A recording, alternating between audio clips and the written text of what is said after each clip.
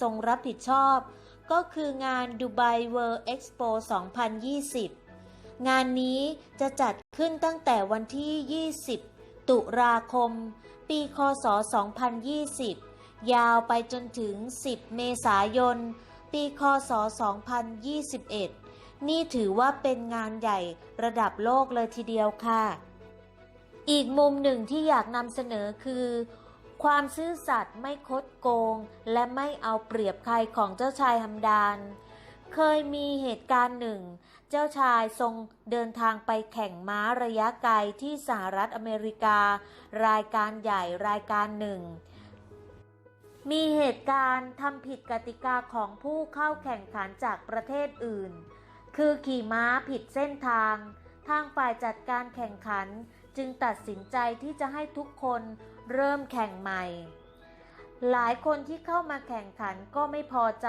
และไม่เห็นด้วยเจ้าชายฮัมดานพระองค์ขอถอนตัวออกจากการแข่งขันเพราะพระองค์เห็นว่าไม่ยุติธรรมกับคนที่ไม่ได้ทำผิดกติกาทำไมจะต้องมาเริ่มแข่งใหม่อีกทั้งม้าของพระองค์ก็วิ่งมาตั้งหลาย10 กิโลเมตรแล้วจะให้ม้าวิ่งแข่งใหม่อีกพระองค์ก็สงสารม้าทางฝ่ายจัดการแข่งขันแอบยื่นข้อเสนอให้เจ้าชายเปลี่ยนม้าตัวใหม่เพื่อใช้ในการแข่งขันแต่เจ้าชายฮัมดานพระองค์ปฏิเสธพระองค์ขอถอนตัวออกจากการแข่งขันดีกว่าที่จะได้ชัยชนะมาเพราะความขี้โกงเอาเปรียบคนอื่นเจ้าชายทรงให้สัมภาษณ์กับเหตุการณ์ที่เกิดขึ้นนี้ว่าพระองค์ขอถอนตัวออกจากการแข่งขันดีกว่าเสียศักดิ์ศรีและเกียรติยศของลูกหลานชาวเอมิเรตส์ด้านความอ่อนน้อมถ่อมตนของเจ้าชายเราจะเห็นได้ว่า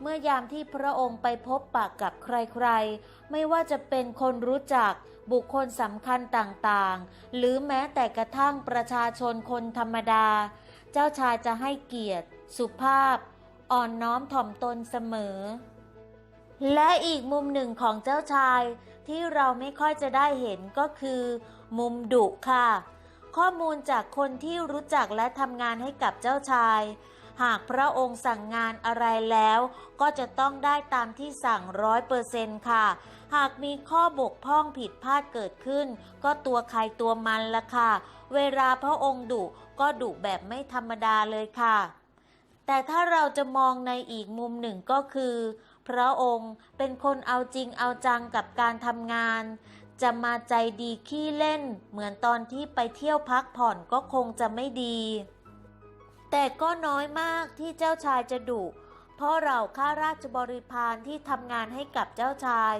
ล้วนแล้วแต่คัดระดับฝีมือดีมาทั้งนั้นนี่ก็เป็นอุปนิสัยของเจ้าชายที่เราเห็นและสัมผัสได้ในช่วงเวลาเป็น10 ปีที่ผ่านมาพระองค์เป็นแบบนี้มาตลอดไม่ได้สร้างภาพแต่อย่างใดจบครบสมบูรณ์แบบ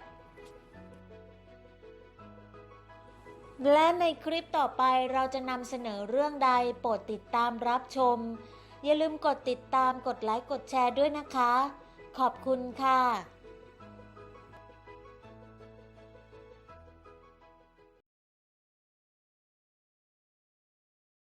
The January 6th committee just made its most aggressive move yet. The twice impeached former president has now been officially subpoenaed by lawmakers investigating the attack on the Capitol and efforts to overturn the 2020 election.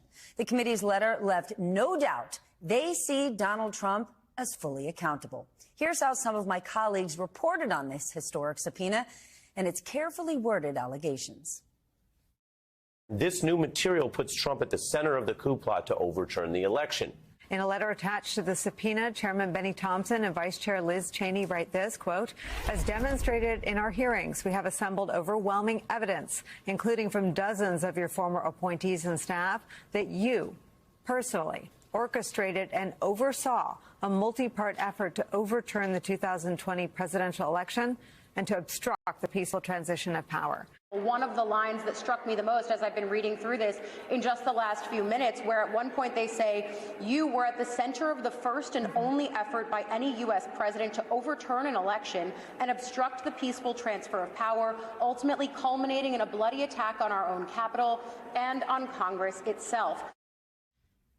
Earlier tonight, committee member Jamie Raskin discussed the subpoena with some pointed challenges to the man at Mar-a-Lago.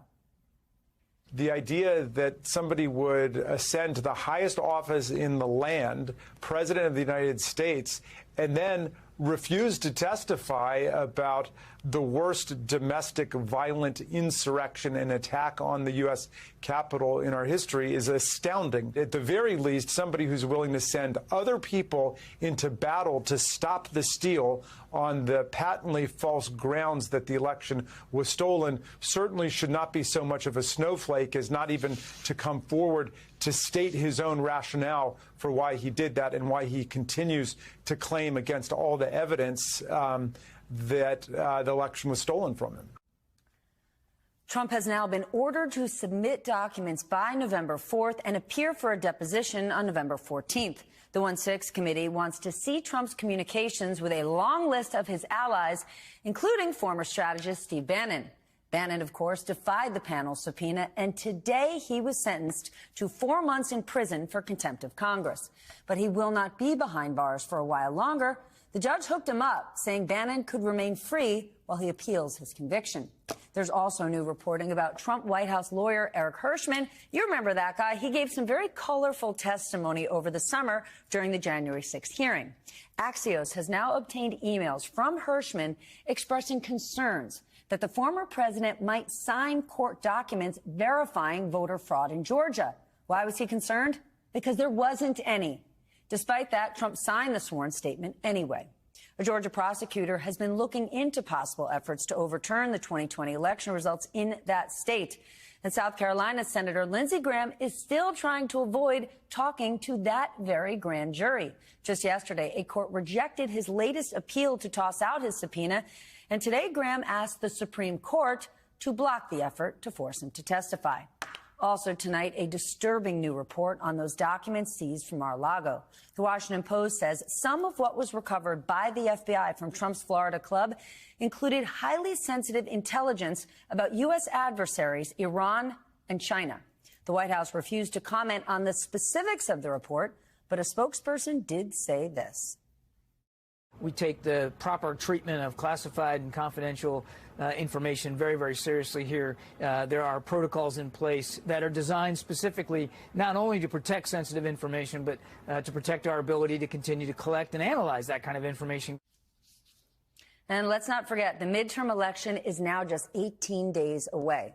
President Biden has spent much of this week talking up his agenda and his administration's policies. And in an exclusive interview airing this weekend on the Sunday Show with Jonathan Capehart, Biden offered his warning about what will happen if Republicans take over Congress. This is a choice between what kind of country you want, between, for example, do you let us, do you make sure that we're able to afford prescription drugs for people that are elderly? Do we have a circumstance where we're able to negotiate, Medicare is able to negotiate drug prices? The Republicans have made it clear. First thing they want to do is most of them voted against the bill to reconstruct America through the infrastructure bill, highways, roads. You know, they all voted against, to a person, voted against the Inflation Reduction Act, which provides for environmental security and safety. They don't have a platform other than tear down what I've been able to do, we've been able to do. Mm-hmm. And I don't know what they're for.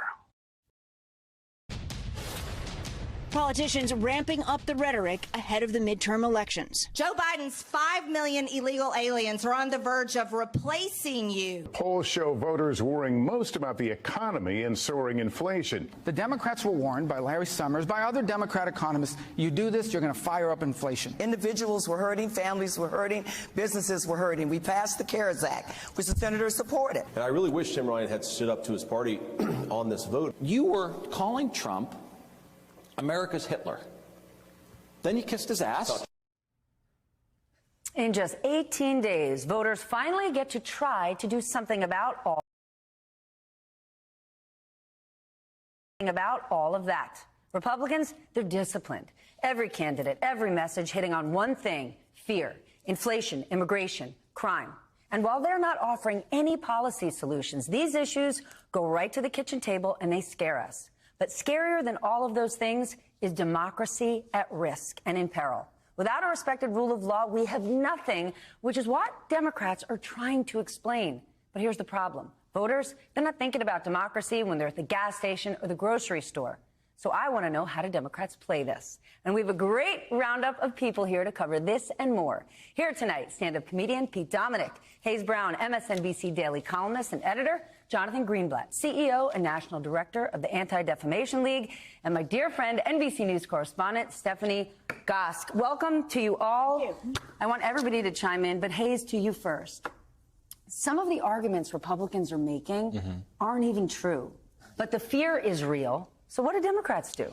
I mean, that's one of the things that is why Republicans are choosing these issues to run on, because so often things like immigration, crime, even inflation, it's more based on the vibes, based on people, how they feel, than the actual policies at play. You'll note that no Republican is saying, well, here's what we do to actually fix inflation, because there is nothing that Congress even can really do at this point. It's up to the Federal Reserve. There are steps that could be taken in theory that will lead us to recession, but no Republican wants to come out and say, well, if you want us to fight inflation, we have to encourage a recession. No one wants to actually talk about what would need to be done to actually move forward on these issues. And I think Democrats have started to do a pretty good job of calling Republicans out on their lack of having anything that could actually tangibly be done about these issues. But Republicans, they continually push forward these soundbite clips that make people feel upset, feel scared, feel like they are not in control of their own lives. That's not new,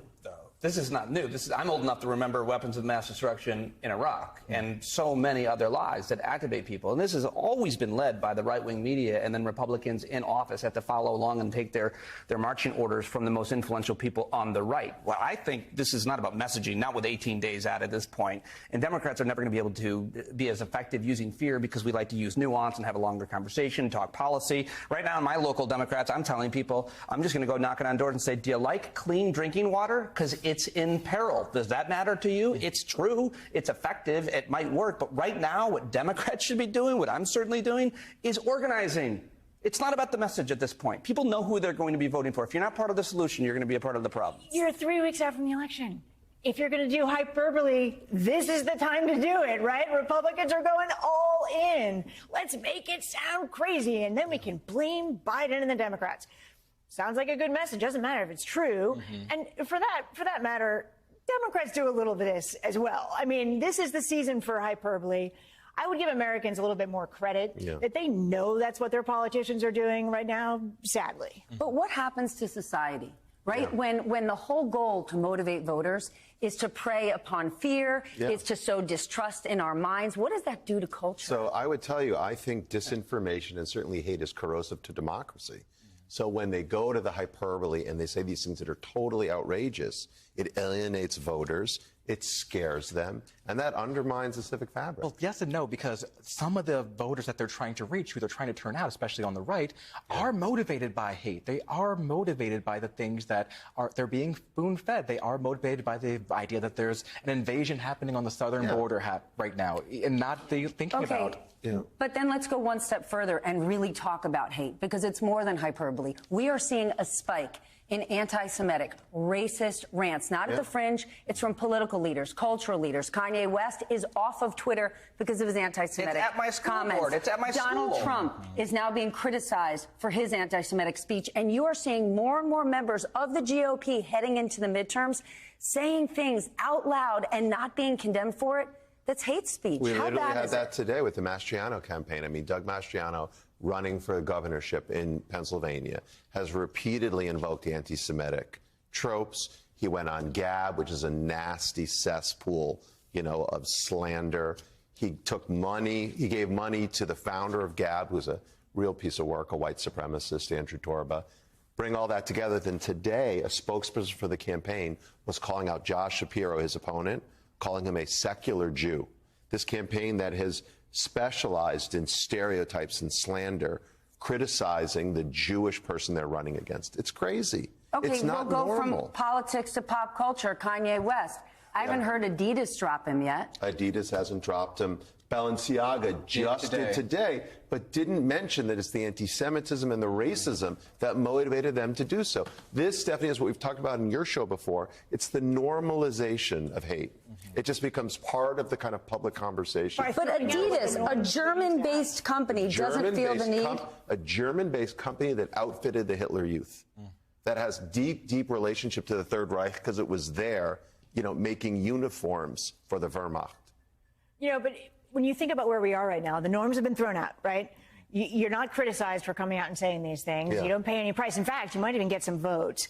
When you talk about immigration, we can have a very good conversation about immigration that's reasonable, and you could be talking to someone who has very conservative views about it. Yeah. But that's not what scares people. That's what right. scares people is coming out and start using the word replacement, right? And then that gets people to vote, right? And we're seeing that too on the LGBT front as well. I mean, like the way that the groomer conversation has sprung up. I mean, I was actually in high school during the 2000s era when they were trying to push forward the constitutional amendment to ban gay marriage. And so the fact that we're looped back around almost to the same sort of levels of homophobia and now transphobia being pushed, especially on teachers, pushed toward teachers, pushed on students who are just trying to live their lives and trying to be able to exist without, you know, being dunked on and being called a pedophile. The fact that we've looped back around to that is just really kind of horrifying to me.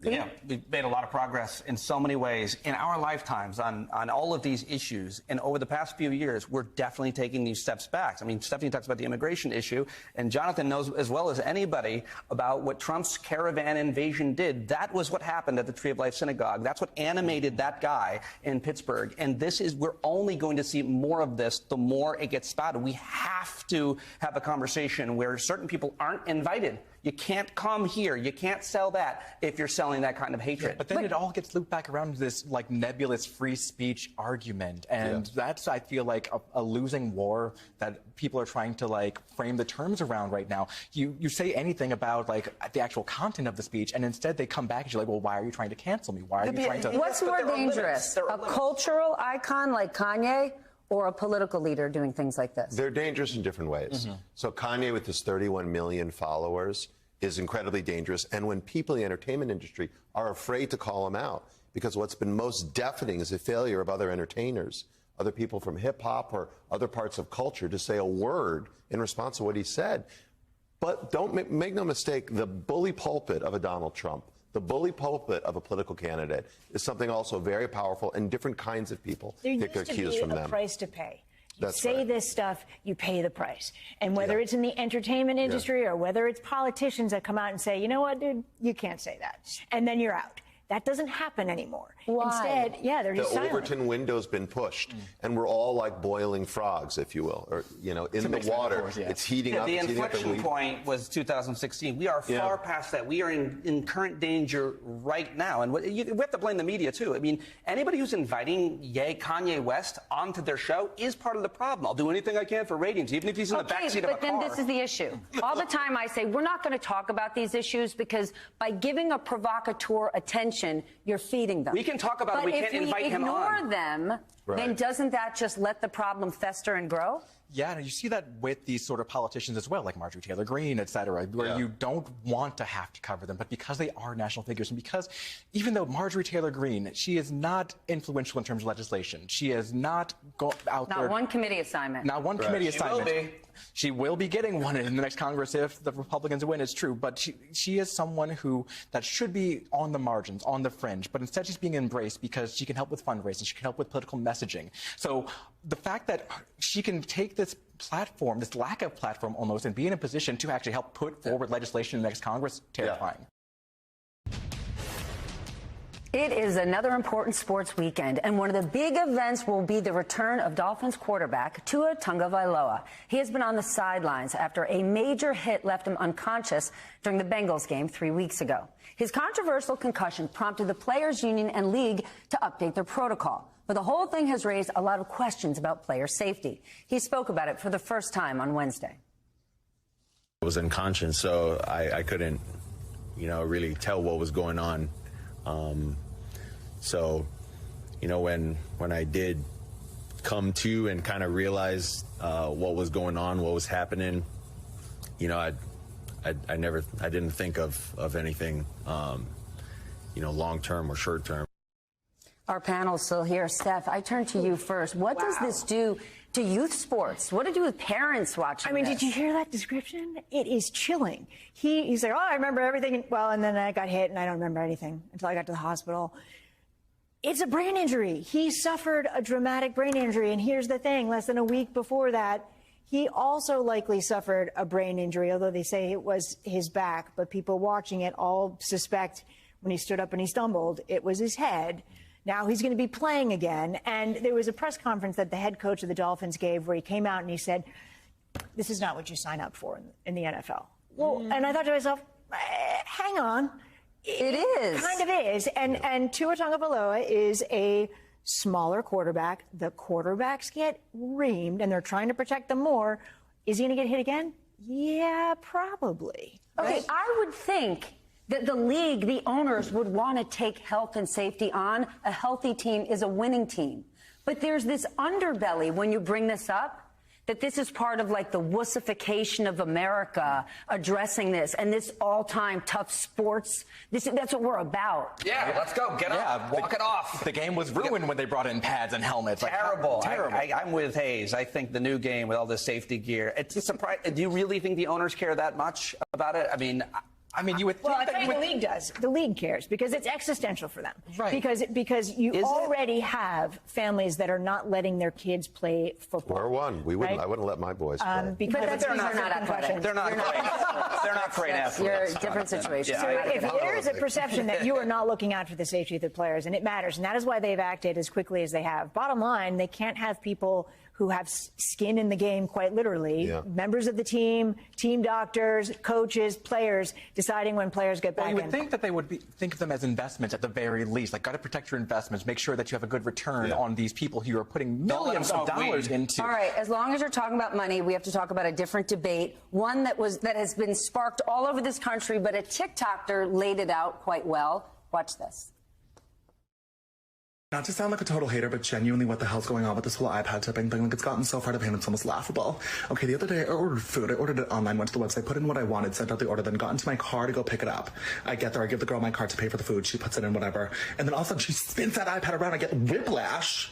And she's like, would you like to leave a tip? Girlfriend, for what? What did you do? No, I'm actually going to flip this thing right back at you. I will be taking a tip, 20%, thanks. And then once you're done, go grab me a shirt. I'm clocking in. Because at this point, I'm genuinely more of an employee of this establishment than you are. And I would like to be compensated. Okay, it's funny, but it's an issue, right? This is another thing that COVID changed, right? Yeah. Because of COVID, we're now cashless. There's no tip jar. COVID reminded us how our service workers are important. They're underpaid. It's why we were giving such big tips after COVID. But is it the consumer's responsibility to make up for those service workers not getting paid? And especially now when people who never got a tip before are saying, here you go, here's my QR code. Yeah, for what's the job? There are certain jobs that we're ready to tip for, and there are certain ones. I mean, my coffee order is easy. It's black coffee, thank you, tip. What, that took you 5 seconds. No, what's even worse, by the way, is when they ask you if you want to donate to a charity for sick children, and you have to say in front of like everybody in line, like, I just wanted to buy a hammer. I feel weird. I guess so, because I'm being shamed into doing it. So there's all kinds of ways, and it's tough to know if people, how much money they're making. We should have cash for tips. There should be a jar. You can leave the change. That's enough said. It's tricky. I disagree, actually. How dare you, sir? I think I might be the only person around the table who is kind of fine with this new paradigm on tipping. I'm okay with it, because as long as they're... But what is the new paradigm on tipping? I mean, the new paradigm is... Tip more. Yes, tip more for services. If you are being served, then tip someone. That is the Well, now I feel like a monster, Hayes. I'm just saying, as long as people are out there struggling to make a living wage, especially with all, with inflation and everything, everyone is struggling. But I feel like if you're in a consumer potentially. But if you're in a service industry job, I feel like it is worse for you. You are trying to make ends meet, often on a part-time gig, often trying to do it with no control over your hours. And I think that if we're going to really fix this, then we should make it so that the minimum wage across the country can no longer be dependent on tipping. For one thing, I went to Starbucks the other day and I hit the no tip. And I felt so awful. Horrible. I ran out. And then the next time I went back, I was like, I need to just start handing out 20s before I even order my latte. Here, 20 for you, a 20 for you. Thank you all so much. I mean, either tip them or let them unionize. One of the two. That's where I'm at. You get recognized. How do you think? You're Stephanie Rule. If you don't tip, people are going to take videos. I definitely tip, but I noticed this because my son applied for a job this summer as a checkout guy at a pizza place, and the person who interviewed him said, "Dirty little secret, you're going to make twice as much as you think because people are shamed into tipping." Is that right? And this was the owner of the pizzeria that said it. But that's actually interesting that the owners who said it, not another employee trying to give him low down dirt. It's like that's the employer saying, "I won't pay you as much as I should because you're going to make it in tips." And that, I think, is the unfair thing. And that, I think, is what needs to be changed. If we want to have a conversation about reducing the amount of tips we give out, we need to talk about the employer side of things and them actually paying people fair wages. Here is a fair wages, real wages. About tipping. Walk around with a bunch of fives and give those fives out to people who don't normally get tipped. It's amazing. Bingo. They love you. You feel good about it. Here. Everyone's happy. That 5 means nothing. What are they going to do? Go downtown with a taxi? But you have a moment. You know, you're my doorman. Thank you very much. We're out of time, but here's a tip. It's really a public service announcement this week. It's not just how much you tip. It's how you treat the person who's helping you. Hear, hear. That message is coming from the employees at the restaurant Balthazar. Pete Dominick, Hayes Brown, Jonathan Greenblatt, and Stephanie Goss, I thank you all for being here.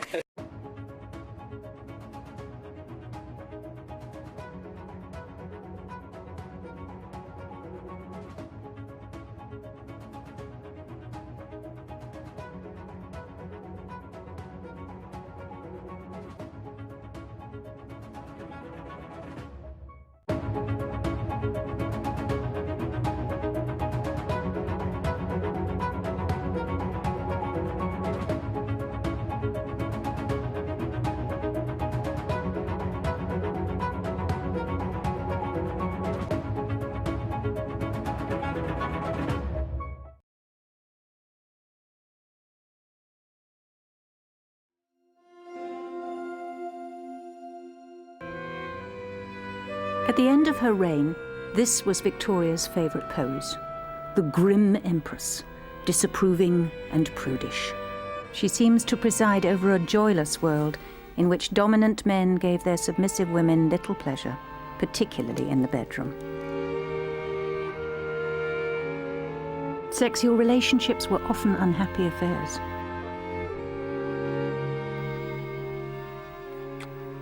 But the Victorians uncovered are far more complex. Even the Queen herself was an ardent lover.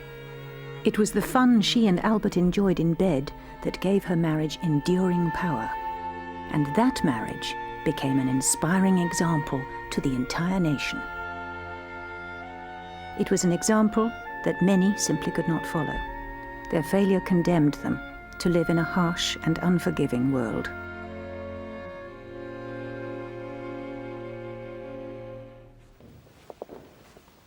Princess Victoria was born into a wicked world. In the 1820s, the upper classes knew how to drop their knickers. Weekend house parties were an excuse for bed swapping. Aristocratic excess was satirized by popular cartoonists.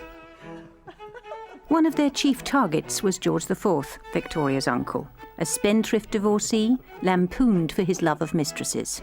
The respectable middle classes despised him. Stop wriggling, my dear. In 1826, Victoria visited her uncle for the first time. Victoria had a bunch of sleazy uncles. They were not only ne'er-do-well uncles and spendthrift uncles, they were also womanizing uncles. She was in a very peculiar situation where she had a great number of uncles and a great number of aunts, but no cousins, because all the children they had were illegitimate. When the little princess arrived at court, she was received by the king and his mistress. Give me your little paw. Hey! Now, Victoria was charmed. Victoria had a lot in common with her dissolute uncles. She shared their passion for pleasure. She adored the theatre, music, and dancing. But this sensual, pleasure-loving world was being swept away by a new religious movement. Evangelical Christianity had grown up with the new middle classes. Its followers were the new Puritans, expected to be pious, hard-working, and chaste. The evangelicals rejected the sexual depravity of the upper classes and preached a return to godliness and virtue.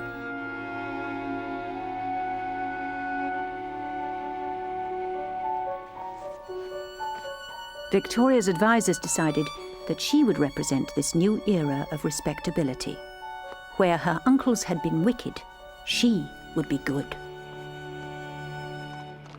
Her innocence and virtue would be a fresh start for the embattled monarchy.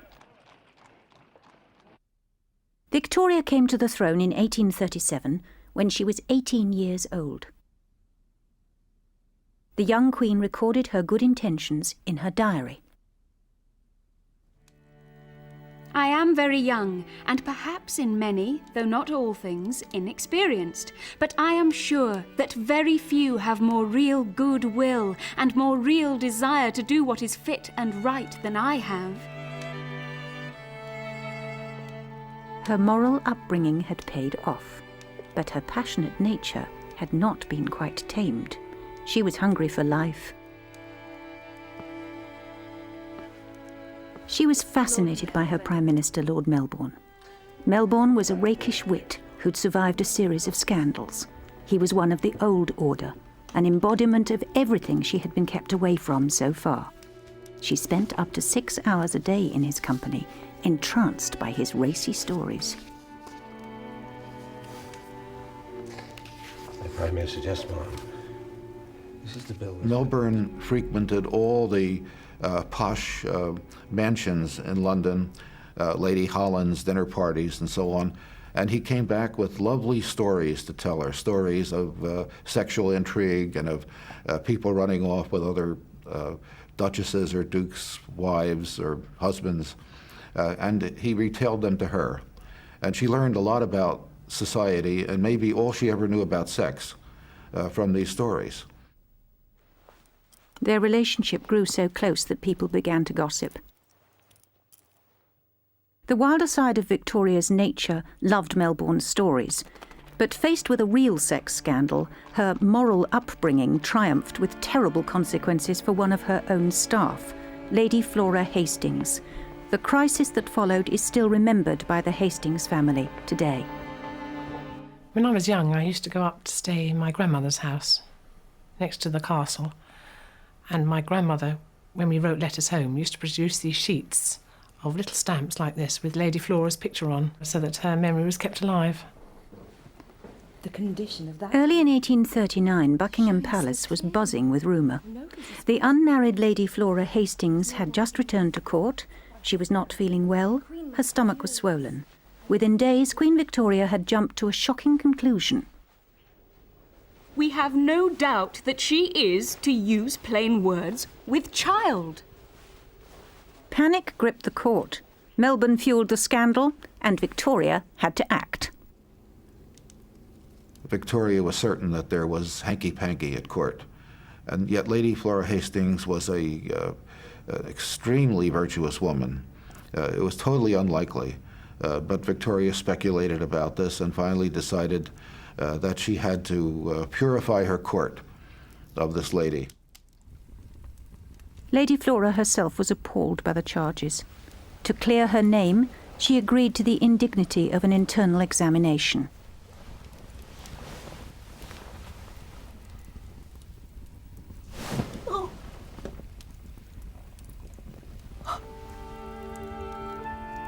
The doctor certified that she was a virgin, but confusion remained. Sir Charles Clarke had said that though she is a virgin, still that it might be possible, and one could not tell if such things could not happen, that there was an enlargement in the womb like a child.